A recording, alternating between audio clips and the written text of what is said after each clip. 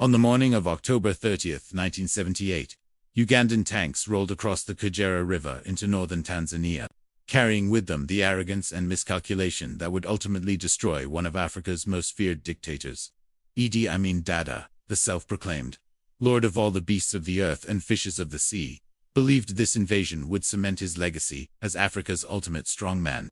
Instead, it became the fatal mistake that exposed his regime's weakness and united his enemies against him. What Amin envisioned as a theatrical display of power transformed into the catalyst for his spectacular downfall, proving that even the most brutal dictatorships can crumble from a single act of reckless ambition.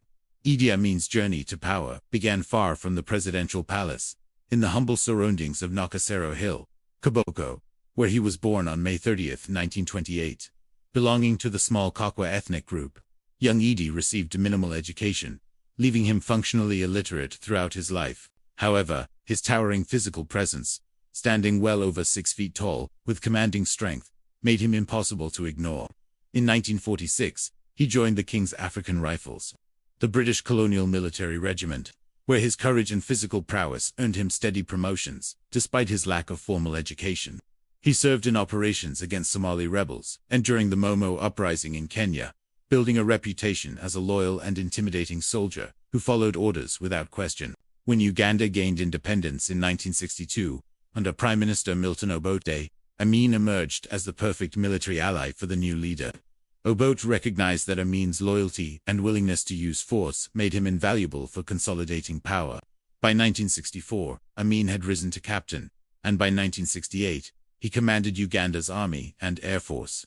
The turning point came in 1966, when Obote ordered an assault on the palace of the Koboko, the king of Uganda, to crush regional resistance. Amin led the attack with brutal efficiency, cementing his position as Obote's most trusted enforcer. However, beneath his apparent loyalty lurked dangerous ambition. Amin cultivated networks among soldiers from northern Uganda and Sudanese backgrounds, positioning himself as a populist alternative to Obote's increasingly authoritarian civilian rule. By the late 1960s, accusations of corruption, smuggling, and extravagant lifestyle choices began eroding trust between Obote and Amin. Reports surfaced of Amin's involvement in smuggling gold, ivory, and coffee through Congo. Sensing his power slipping away and aware of Obote's attempts to curtail his influence, Amin saw his opportunity when Obote traveled to Singapore for a Commonwealth meeting in January 1971.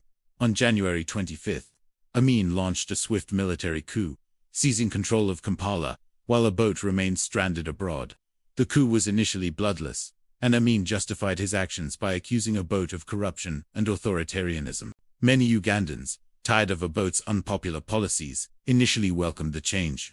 Amin presented himself as a humble man of the people, touring streets, barefoot, playing football with citizens, and promising to restore democracy. International recognition quickly followed from Britain, Israel, and other nations who saw him as a pragmatic alternative. However, behind the charm offensive lay ruthless determination. Amin immediately began eliminating threats, targeting Obote loyalists within the military. Thousands of soldiers, particularly from the Lango and Akali ethnic groups, were executed or disappeared. The purge spread beyond the military to civil servants, intellectuals, and community leaders suspected of disloyalty.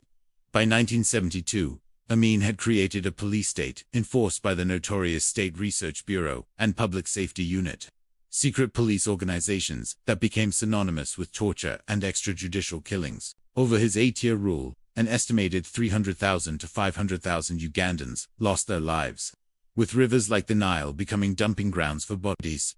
Perhaps Amin's most infamous act came in August 1972, when he ordered the expulsion of all Asians from Uganda, giving them 90 days to leave.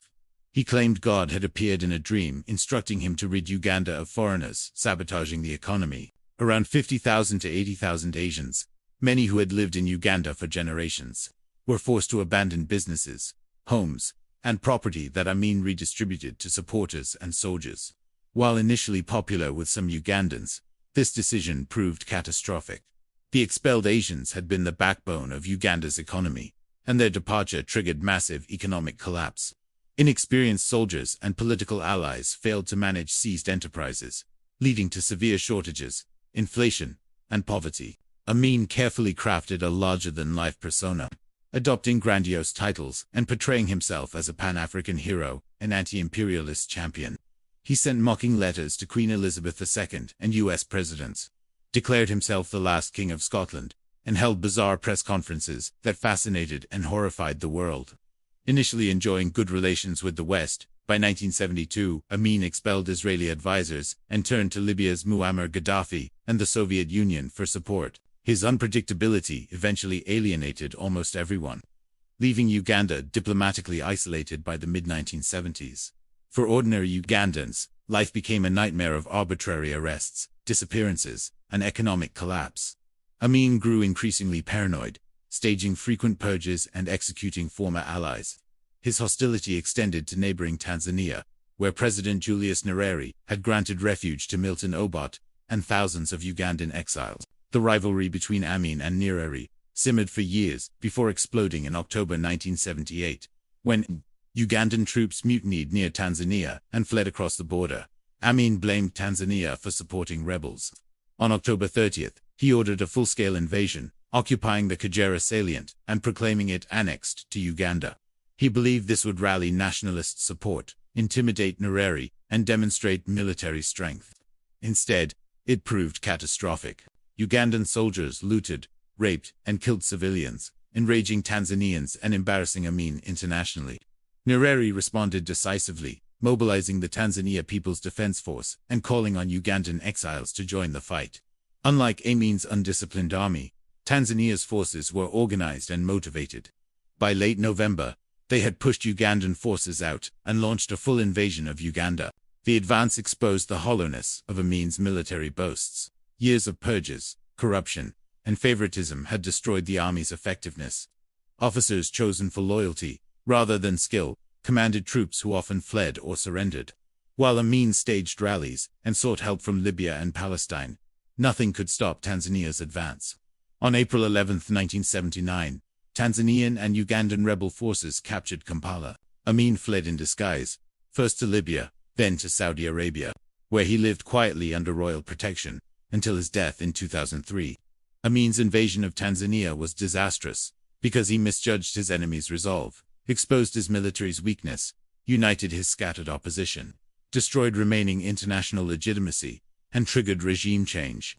What he hoped would demonstrate power instead revealed vulnerability and opened the door to his downfall. The decision to invade Tanzania in October 1978 remains the single greatest blunder of his rule, born from arrogance, paranoia, and fundamental miscalculation.